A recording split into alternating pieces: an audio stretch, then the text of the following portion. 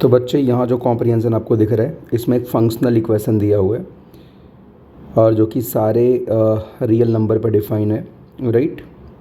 Means x Y कोई भी real number हो सकते हैं और डेरिवेटिव जो भी दे रखा है फंक्शन का जीरो पे, दैट इज़ वन। और ये एक बाउंडेड फंक्शन है, -1 से +1 के बीच में है, ठीक है। इसका मतलब इसका रेंज दो फिक्स लिमिट के बीच में रहने वाला है।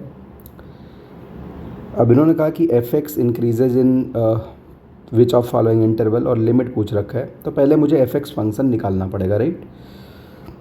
तो बच्चे इस फंक्शनल इक्वेशन को सॉल्व करने के लिए कोई स्टैंडर्ड फंक्शनल इक्वेशन तो है नहीं, तो हम फर्स्ट प्रिंसिपल का यूज़ करते हैं। सो यानी f dash x, f that dash x that will be limit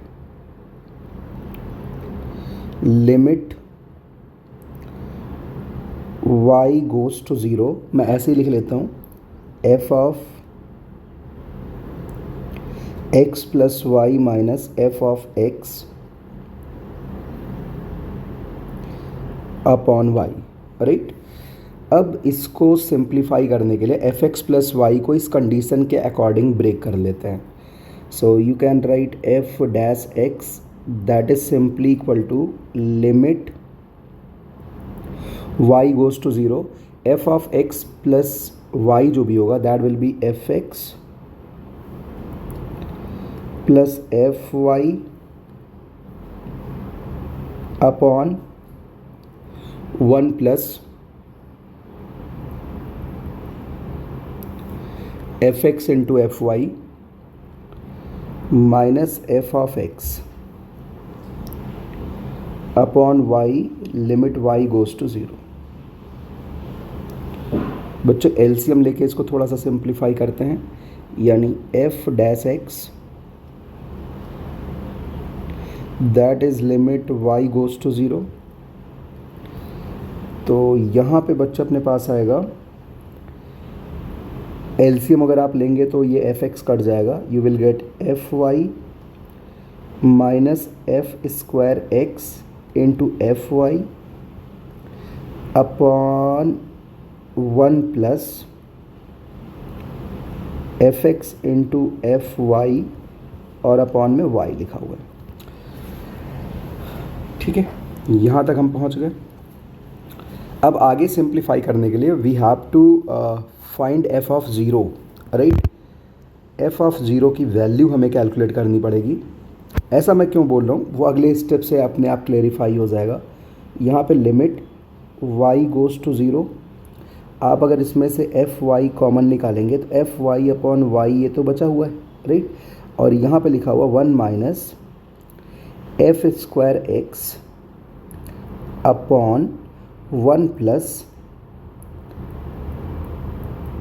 F x into f y, ये ऐसा कुछ लिखा हुआ है एफ डैश एक्स, ठीक है। अब बच्चे यहाँ पे यू कैन चेक y बराबर ज़ीरो पे ये फॉर्म अगर 0/0 नहीं होगा तो आप लिमिट नहीं निकाल पाएंगे। मतलब एफ ज़ीरो की वैल्यू ऐसा लग रहा है कि ज़ीरो आनी चाहिए, राइट।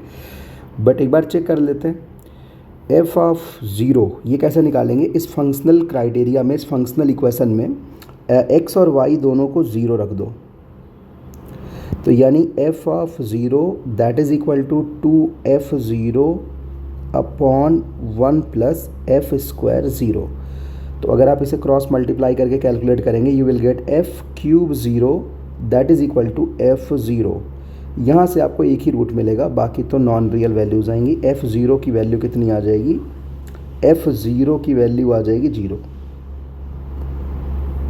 नॉन, बाकी तो एफ ज़ीरो प्लस माइनस 1 भी आएगा, राइट। अच्छा हाँ, बाकी तो वैल्यूज़ क्या आएंगी एफ ज़ीरो की बाकी वैल्यू आएंगी +-1, एक zero +-1, but you can not consider +-1 क्योंकि एफ एक्स तो हमेशा -1 और +1 के बीच में है, तो ये वाली वैल्यू तो आप कंसीडर ही नहीं कर पाएंगे, ठीक है। यानी एफ ज़ीरो आपने कैलकुलेट कर लिया, 0 के बराबर है, सो इट्स अ 0/0 फॉर्म। तो यहाँ पे इसकी लिमिट आप निकाल लीजिए, मन करे लॉबिटल्स आप लगा लीजिए, यानी f dash x that is equal to limit, यहाँ पे आएगा एफ डैश ज़ीरो और एफ़ ज़ीरो ज़ीरो है बच्चा, आप यहाँ वैल्यू वगैरह रख दीजिए 1 माइनस एफ स्क्वायर एक्स, और एफ़ ज़ीरो ज़ीरो है अपॉन में 1 आ गया। एफ़ डैश ज़ीरो की वैल्यू 1 है, तो यानी आपके पास आ गया यहाँ पे d f x upon d x, that is equal to 1 minus f square x.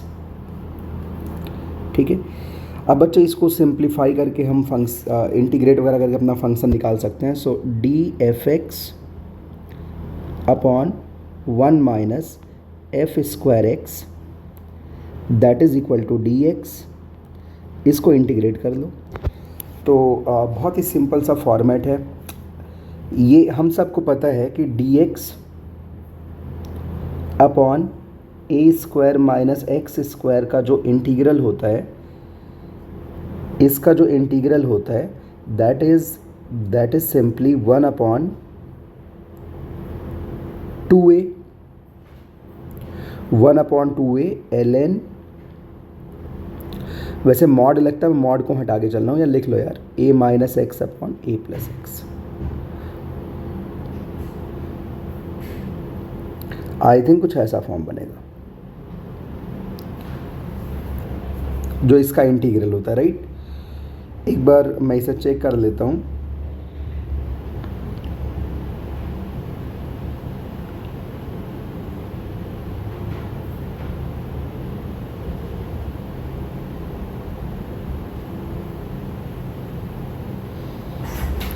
I think यहाँ पे जो हमने कंप्लीट इंटीग्रल लिखा हुआ है a माइनस एक्स, सर बाहर एक माइनस साइन आएगा, ठीक है, बाहर एक माइनस साइन आएगा, तो उसी के बेस पे आप इसको इंटीग्रेट कर लीजिए।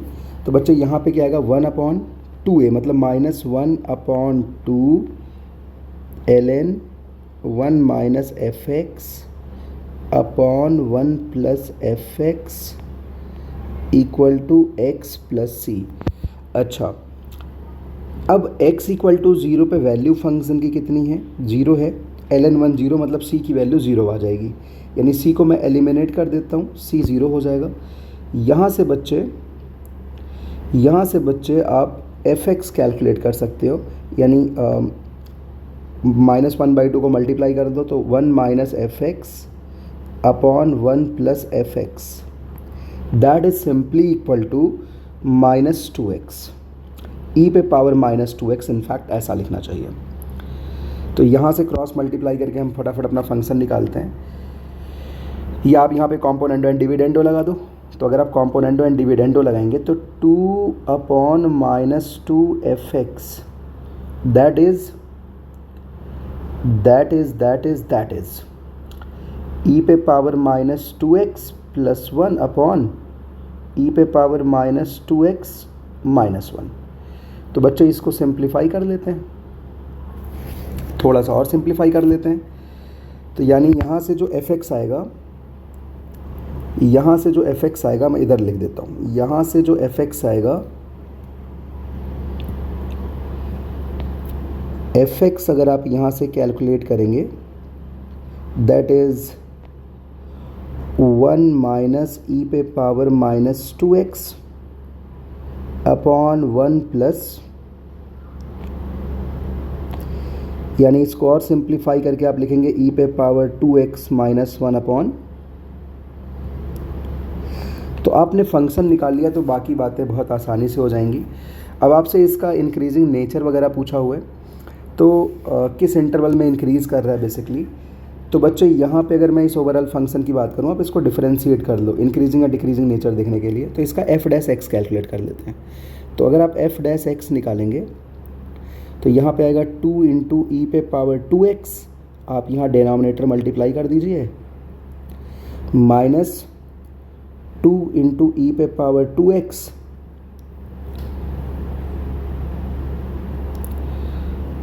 इंटू ई पे पावर 2x, और यहाँ पे e पे पावर 2x माइनस 1 अपॉन जो वैल्यू लिखी हुई है e पे पावर 2x प्लस 1 का होल स्क्वायर।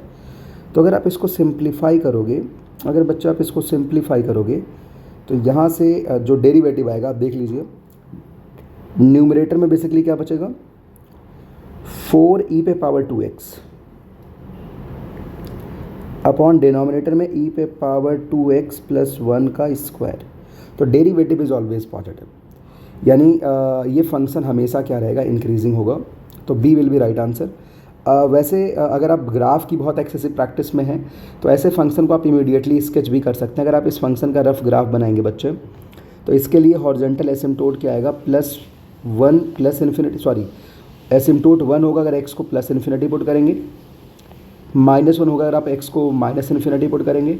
और ये एक ऑड फंक्शन है तो इसकी सिमेट्री ओरिजिन के अबाउट होगी जो ग्राफ बनेगा। ये आपने इस फंक्शन का ग्राफ भी बना रखा है। चलिए दूसरे पार्ट पे आते हैं। We have to find fx पे power x limit x goes to infinity. आपके पास fx अवेलेबल है, आपको पता है इन्फिनिटी पे fx कहाँ जा रहा है, 1 पे। इस ग्राफ में भी आप देख सकते हैं, लिमिट निकाल के भी देख सकते हैं, राइट। तो 1 पे पावर इन्फिनिटी का फॉर्म है, तो 1 पे पावर इन्फिनिटी की लिमिट हमें निकालनी। तो सीधे मैं लिमिट कैलकुलेट करूँ, e पे पावर यानी fx minus one into x limit x goes to infinity. तो fx की वैल्यू आपको पता ही है, यानी बच्चा e पे पावर जब आप fx -1 करेंगे यानी इस वैल्यू में से आप 1 माइनस करेंगे, ठीक है। तो आपको यहाँ पे मिलेगा -2x अपॉन e पे power 2x plus 1 limit x goes to infinity. तो यानी e पे पावर 0 वैल्यू कितनी आ जाएगी यहाँ से भैया, 1। So this is right answer. So इसमें इतना ही, थैंक यू।